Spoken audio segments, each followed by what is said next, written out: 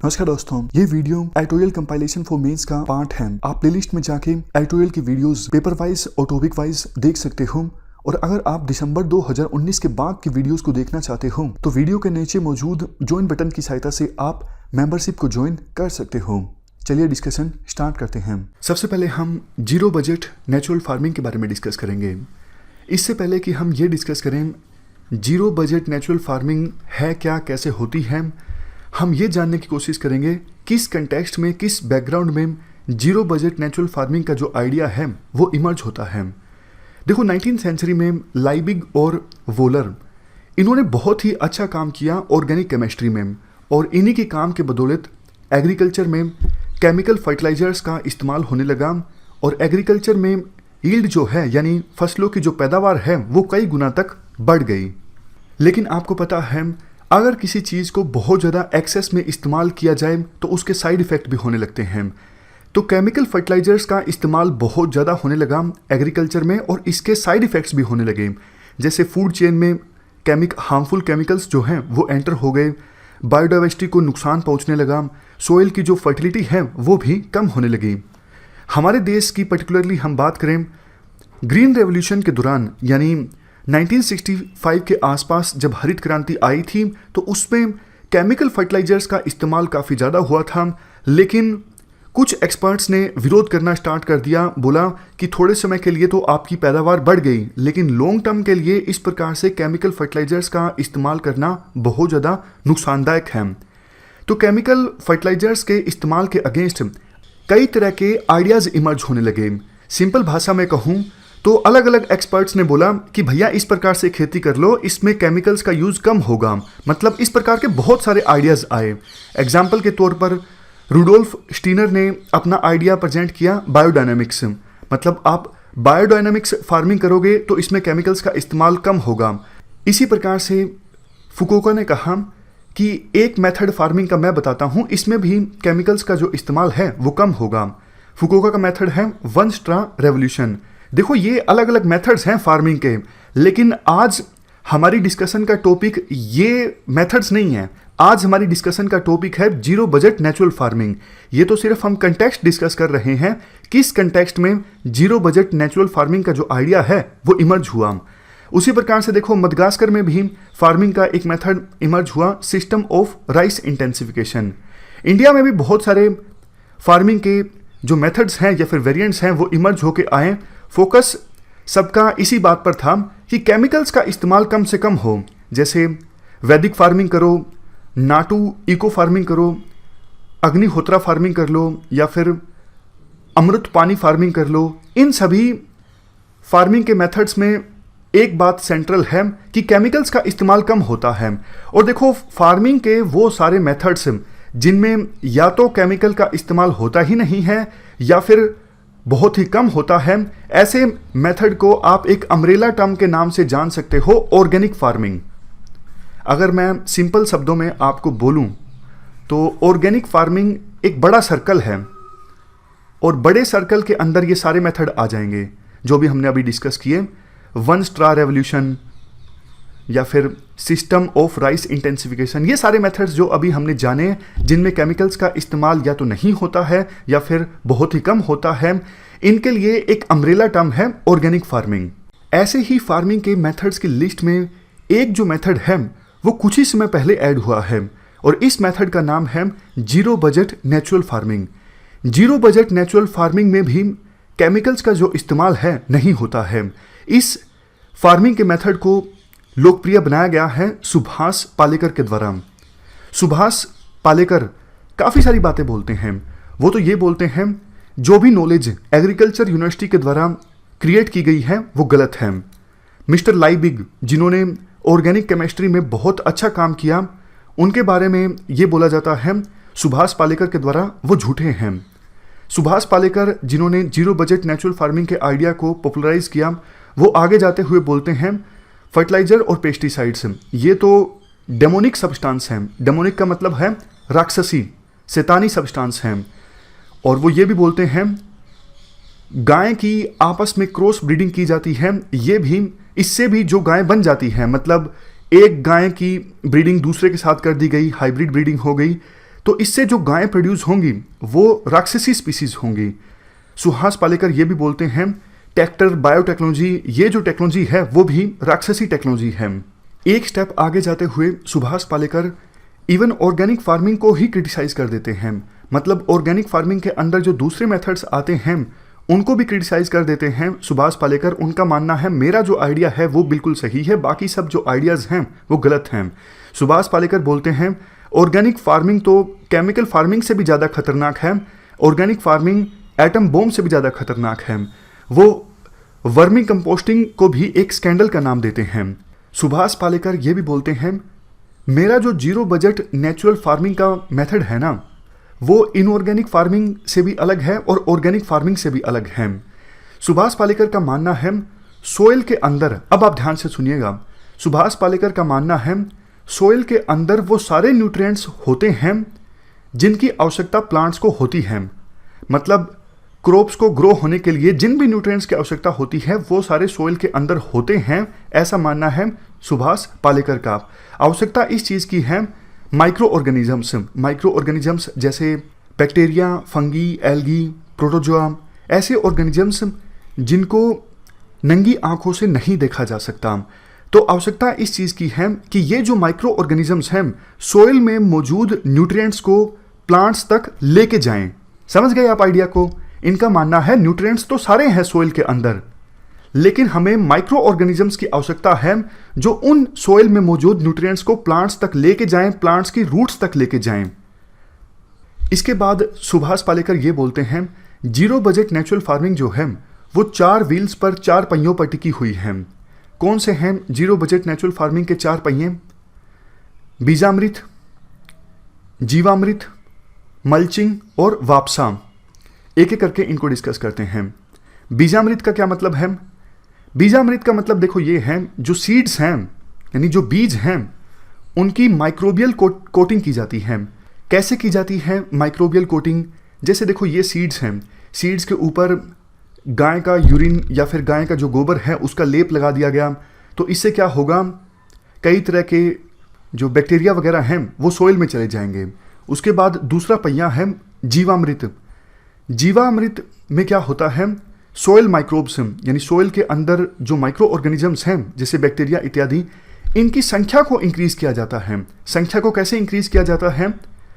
Cow dung, गाय का गोबर, गाय का यूरिन, गुड़, इन सब चीज़ों की सहायता से। तीसरा व्हील है मल्चिंग। मल्चिंग में क्या होता है? मल्चिंग में देखो सोइल को यानी मिट्टी को ढक दिया जाता है पत्तों से, क्रॉप के रेजिड्यूज से, इन सब चीज़ों से। और सबसे लास्ट में जीरो बजट नेचुरल फार्मिंग का जो चौथा पहिया है वो है वापसा।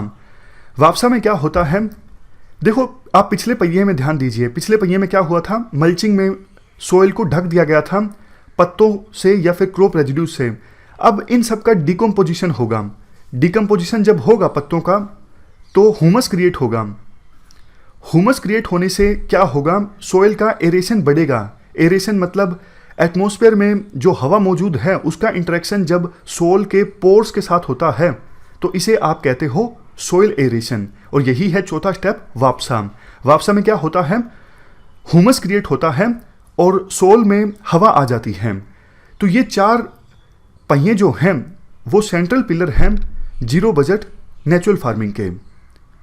अब एक क्वेश्चन ये भी उठता है कि फार्मिंग के दौरान देखो बहुत सारे अनडिजायरेबल स्पीसीज भी अटैक कर देते हैं, जैसे कॉकरोच हो गया, कुछ इंसेक्ट्स हो गए, उन सब का अटैक हो जाता है। तो उनसे कैसे निपटा जाए, इसके लिए 3 मेथड्स सुझाए जाते हैं सुभाष पालेकर के द्वारा। पहला मेथड है अग्निस्त्राम, दूसरा ब्रह्मास्त्राम, तीसरा निमास्त्राम। बस आप नाम याद रख लीजिए। आपको ये सब याद रखने की आवश्यकता नहीं है कि अग्नियास्त्रा में कौन कौन सी चीज़ें ऐड की जाती हैं, नीम, हल्दी, अदरक, या फिर ब्रह्मास्त्रा में कौन कौन सी चीज़ें ऐड की जाती हैं, या फिर निमास्त्रा मेथड जो है पेस्ट को मैनेज करने का, उसमें कौन कौन सी चीज़ें यूज़ की जाती हैं। डिटेल से याद रखने की आवश्यकता नहीं है, सिर्फ नाम याद रखिए। देखो अभी तक हमने ये डिस्कस कर लिया जीरो बजट नेचुरल फार्मिंग है क्या, कैसे होती है। अब आप मुझे एक बात बताइए, क्या आपको लगता है कि सरकार को जीरो बजट नेचुरल फार्मिंग को ज़्यादा से ज़्यादा एंकरेज करना चाहिए? शायद आपके मन में आया होगा हाँ, क्योंकि जितना अभी तक आपने डिस्कस किया उसके हिसाब से आपको लगा होगा जीरो बजट नेचुरल फार्मिंग के बहुत सारे बेनिफिट्स हैं। इससे फार्मर्स की जो कॉस्ट है खेती करने की वो रिड्यूस हो जाएगी, क्योंकि महंगे महंगे जो केमिकल फर्टिलाइजर्स हैं उनका इस्तेमाल नहीं करना पड़ेगा। सॉइल को भी बेनिफिट मिलेगा क्योंकि फर्टिलिटी जो है वो बढ़ेगी। बायोडाइवर्सिटी को नुकसान नहीं पहुंचेगा। रिसोर्सेज जैसे देखो केमिकल फर्टिलाइजर्स का इस्तेमाल होता है तो वाटर, इलेक्ट्रिसिटी, इन सब का भी काफ़ी यूज़ होता है, लेकिन जीरो बजट नेचुरल फार्मिंग में इनका यूज़ कम होगा तो रिसोर्सेज का एफिशिएंट यूटिलाइजेशन होगा, वेस्टेज नहीं होगा। नेक्स्ट फ़ायदा ये होगा जो फूड प्रोड्यूस हुआ है उसमें भी हार्मफुल केमिकल्स नहीं होंगे। क्लाइमेट चेंज जो हो रहा है उसका असर कम होगा zero budget natural farming method का अगर इस्तेमाल किया जाता है। मेथड आसान है, वुमेन भी zero budget natural farming method use कर सकती हैं, तो उनका भी एम्पावरमेंट होगा। उनकी जो डिपेंडेंसी है कि महंगे फर्टिलाइजर्स को मार्केट से खरीद के लाना, इन सब चीज़ों पर कम होगी। फार्मर्स की जो हेल्थ है वो भी सही रहेगी, क्योंकि केमिकल्स का इस्तेमाल फार्मिंग में होता है तो वही हार्मफुल केमिकल्स फार्मर्स की बॉडी के अंदर भी चले जाते हैं। तो इन सब एडवांटेजेस के आधार पर तो देखो यही कहा जा सकता है कि जीरो बजट नेचुरल फार्मिंग का जो मेथड है वो अच्छा है, इसे इस्तेमाल में लाओ। लेकिन असली जो आर्टिकल है वो अब स्टार्ट होता है। आज वो राइटर जिन्होंने आर्टिकल लिखा है वो जीरो बजट नेचुरल फार्मिंग के बारे में बहुत सारे जो मिथ्स हैं वो एड्रेस करते हैं, वो क्रिटिसाइज करते हैं जीरो बजट नेचुरल फार्मिंग के मेथड को। आज के राइटर का कहना है देखो ऐसा कुछ नहीं है कि जीरो बजट नेचुरल फार्मिंग का वास्तव में जो बजट है वो जीरो होता है। इतने सारे मेथड्स हैं जो ये अग्नियास्त्र, ब्रह्मास्त्र, नीमास्त्र, इसमें काफ़ी सारी चीज़ों का इस्तेमाल करने के लिए कहा गया है। जैसे मिर्च का इस्तेमाल करो, नीम का इस्तेमाल करो, इनके पैसे लगेंगे ना। इवन गाय का गोबर, गाय के यूरिन की बात की गई है। आप गाय को डोमेस्टिकेट करोगे उसका भी तो खर्चा आएगा ना। इसके अलावा कई सारी चीज़ें ऐसे हैं उनमें भी इलेक्ट्रिसिटी या फिर पंप इस्तेमाल होता है। इसके अलावा फैमिली लेबर मान लीजिए, या फिर आपको बाहर से भी लेबर हायर करनी पड़ती है, तो मतलब खर्चा बहुत ज़्यादा हो जाता है। आप यूँ नहीं कह सकते कि जीरो बजट नेचुरल फार्मिंग में वास्तव में जो बजट है वो जीरो है। वास्तव में बजट जीरो नहीं है, काफ़ी खर्चा होता है। दूसरा क्रिटिसिज्म ये है जीरो बजट नेचुरल फार्मिंग का, अभी तक देखो कोई ऐसी इंडिपेंडेंट स्टडी नहीं है जो ये बोलती हो कि जीरो बजट नेचुरल फार्मिंग से जो फसल की पैदावार है वो बढ़ती है। गवर्नमेंट ऑफ आंध्र प्रदेश की एक रिपोर्ट है कि हाँ जीरो बजट नेचुरल फार्मिंग अच्छी है, लेकिन वो तो देखो जिस एजेंसी ने जीरो बजट नेचुरल फार्मिंग की है वही बोल रही है कि हाँ जीरो बजट नेचुरल फार्मिंग की जो पैदावार है वो अच्छी है। मतलब इंडिपेंडेंट इवेल्युएशन नहीं है। जैसे देखो एग्जाम्पल के तौर पर गवर्नमेंट ने कुछ काम किए, गवर्नमेंट तो बोलेगी ना हमने जो काम किए हैं वो अच्छे किए हैं, ये तो दूसरे लोग तय करेगी, जनता तय करेंगे गवर्नमेंट के द्वारा जो काम किए गए हैं वो कितने अच्छे हैं, वो कितने गलत हैं। एक और एग्जाम्पल दिया जाता है GB Pant university of agriculture and technology. इस यूनिवर्सिटी के द्वारा एक फील्ड ट्रायल किया गया था। रिपोर्ट जो है वो 5 साल बाद अवेलेबल होगी, लेकिन कुछ रिलायबल सोर्सेज इस तरफ इशारा कर रहे हैं कि शुरुआती रुझान जो है इस ट्रायल से ये मिले हैं, बल्कि जीरो बजट नेचुरल फार्मिंग से जो पैदावार है वो 30% तक कम हो जाती हैं। तो ये काइंड ऑफ दूसरा क्रिटिसिज्म है जो कहता है ऐसी कोई इंडिपेंडेंट रिपोर्ट नहीं है जो बोलती हो जीरो बजट नेचुरल फार्मिंग से पैदावार जो है वो बढ़ जाती है। अब तीसरे क्रिटिसिज्म की बात करते हैं। मिस्टर सुभाष पालेकर का ये बोलना है कि सोइल के अंदर वो सारे न्यूट्रिएंट्स मौजूद हैं जो प्लांट्स को चाहिए, जबकि देखो ये बात गलत है। साइंस बोलती है कि इंडिया की जो सोइल है वो काफ़ी ज़्यादा पुअर है ऑर्गेनिक मैटर कंटेंट के मामले में। मतलब जो ऑर्गेनिक मैटर होना चाहिए सोइल में वो काफ़ी कम मिलता है भारतीय सोइल में। हमारे इंडिया की 59% जो सोइल है उसमें नाइट्रोजन की कमी है, 49% सोइल में फॉस्फोरस की कमी है, और 48% जो सोइल है उसमें पोटेशियम की कमी है। इसके अलावा ना सिर्फ इंडिया की सोइल में काफ़ी सारे माइक्रोन्यूट्रिएंट्स जैसे आयरन, मैग्नीशियम, कॉपर, इन सब की कमी है, बल्कि बहुत सारे ऐसे न्यूट्रिएंट्स इंडिया की सोइल में मौजूद होते हैं, लेकिन इसके बावजूद वो अपने आप को फुली एक्सप्रेस नहीं कर पाते। मतलब उन न्यूट्रिएंट्स का बेनिफिट क्रॉप्स को नहीं हो पाता। कई सारे रीजन्स में सोइल जो है वो सैलिन है, कई सारे रीजन्स में सोइल्स जो हैं वो एसिडिक हैं, और कई सारे रीजन्स में सोइल जो है वो टॉक्सिक हैं, इंडस्ट्रियल पोल्यूशन की वजह से या फिर म्यूनसिपल वेस्ट की वजह से। कहने का देखो सिंपल मतलब ये है, देश के अलग अलग इलाकों में सोइल की जो क्वालिटी है वो अलग अलग है। किसी इलाके की सोइल में नाइट्रोजन ठीक ठाक है तो फॉस्फोरस कम है, लेकिन किसी दूसरे इलाके में ऐसा हो सकता है नाइट्रोजन ज़्यादा है तो पोटेशियम कम है। समझ गए? तो साइंटिस्ट क्या सजेस्ट करते हैं? साइंटिस्ट ये सजेस्ट करते हैं कि भैया आप सोइल की टेस्टिंग करवा लो। फार्मर्स को बोलते हैं, सरकार भी बोलती है कि आप सोइल को टेस्ट करवा लो, पता लग जाएगा आपकी सोइल में कौन से न्यूट्रिएंट्स ठीक ठाक हैं और कौन से न्यूट्रिएंट्स की कमी है। उसके बाद आप रेलेवेंट फर्टिलाइजर्स का इस्तेमाल कर सकते हो। इवन न्यूट्रिएंट्स को आप इंटीग्रेटेड ढंग से मैनेज कर सकते हो। इंटीग्रेटेड न्यूट्रिएंट मैनेजमेंट में ऑर्गेनिक मेन्योर को भी शामिल किया जाता है, जैसे क्रॉप रेजिड्यूज हो गए, बायो फर्टिलाइजर्स हो गए, हरे रंग की खाद होगी, इनका भी इस्तेमाल किया जाता है केमिकल फर्टिलाइजर्स के साथ साथ। तो ये तभी पॉसिबल होगा ना जब सोइल की टेस्टिंग होगी। लेकिन सुभाष पालेकर तो ये बोलते हैं soil testing is a conspiracy, मतलब सोइल की टेस्टिंग नहीं करनी चाहिए, ये तो एक षड्यंत्र है। तो मतलब आपको धीरे धीरे अब लग रहा होगा कि जो बातें मिस्टर सुभाष पालेकर ने बोली हैं तो ये तो साइंटिफिक टेम्पर के अगेंस्ट हैं। लेकिन क्रिटिसिज्म अभी ख़त्म नहीं हुआ है। मिस्टर पालेकर का ये भी बोलना है कि देखो 98.5% न्यूट्रिएंट्स प्लांट को मिलते हैं एयर, वाटर और सनलाइट से। फिर से बोलता हूँ, मिस्टर पालेकर का ये बोलना है प्लांट्स को 98.5% जो न्यूट्रिएंट्स मिल जाते हैं वो तो देखो हवा से, पानी से और सूर्य की किरणों से मिल जाते हैं। बाकी सिर्फ 1.5% जो न्यूट्रिएंट्स मिलते हैं प्लांट्स को वो सोइल से मिलते हैं। और ये जो न्यूट्रिएंट्स सोइल से मिलते हैं वो कैसे मिलेंगे? जैसा हमने शुरुआत में डिस्कस किया था, माइक्रो ऑर्गेनिजम्स की सहायता से। माइक्रो ऑर्गेनिजम्स सोइल में मौजूद न्यूट्रिएंट्स को प्लांट्स तक लेके जाएंगे और उसके लिए टेक्निक है जीवामृत। जीवामृत में क्या होता है, माइक्रो ऑर्गेनिजम्स की संख्या को इंक्रीज कर दिया जाता है। कैसे? गाय की गोबर की सहायता से और काऊ यूरिन की सहायता से। तो सुभाष पालेकर का बोलना है देखो एक महीने में 1 एकड़ में 10 किलोग्राम गाय का गोबर और 10 लीटर गाय का यूरिन, अगर इसका इस्तेमाल किया जाए तो ये सफिशिएंट है सोइल न्यूट्रिएंट्स जितना चाहिए प्लांट्स को ग्रो करने के लिए।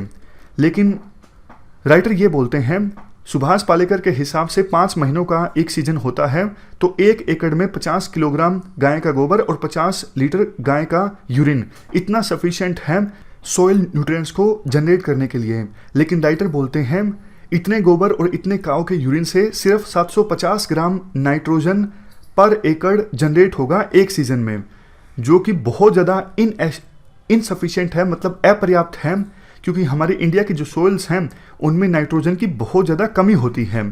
समझ गए? यानी आसान शब्दों में बात करें तो जो मेथड बताया जाता है सोइल न्यूट्रिएंट्स के लिए सुभाष पालेकर के द्वारा, वो मेथड सफिशिएंट नहीं है आवश्यक सोइल न्यूट्रिएंट्स को जनरेट करने के लिए। फॉर एग्जांपल नाइट्रोजन जितना चाहिए उतना जनरेट नहीं हो पाएगा जीरो बजट नेचुरल फार्मिंग से। फाइनली जो क्रिटिसिज्म है वो ये है, काफ़ी सारी बातें बोली जाती हैं सुभाष पालेकर के द्वारा कि वो किसान जो जीरो बजट नेचुरल फार्मिंग करते हैं उनको शराब पीना छोड़ देना चाहिए, जुआ खेलना छोड़ देना चाहिए, झूठ बोलना छोड़ देना चाहिए और नॉन वेजिटेरियन पदार्थ को खाना छोड़ देना चाहिए, रिसोर्सेज को वेस्ट करना छोड़ देना चाहिए। मतलब सुभाष पालेकर बोलते हैं इंडियन फिलोसफी जो है वो एब्सोल्यूट ट्रूथ है। वो जीरो बजट नेचुरल फार्मिंग में गाय को बिल्कुल केंद्र बिंदु पर रखते हैं और उनका ये भी मानना है कैटल की जो पॉपुलेशन है वो कम हो रही है, जबकि ये झूठ है। सरकार के आंकड़े शो करते हैं कैटल की जो पॉपुलेशन है वो बढ़ रही है। वो गो भक्तों के साथ भी, जो गोरक्षक हैं उनके साथ भी सहानुभूति रखते हैं। तो ये क्या है? ये सब एग्जाम्पल्स हैं कल्चरल शोविनिज्म के। मतलब आपको ये लगता है आपका जो कल्चर है वो सुपीरियर है, सबसे अच्छा है और बाकी जो कल्चर्स हैं वो ख़राब हैं।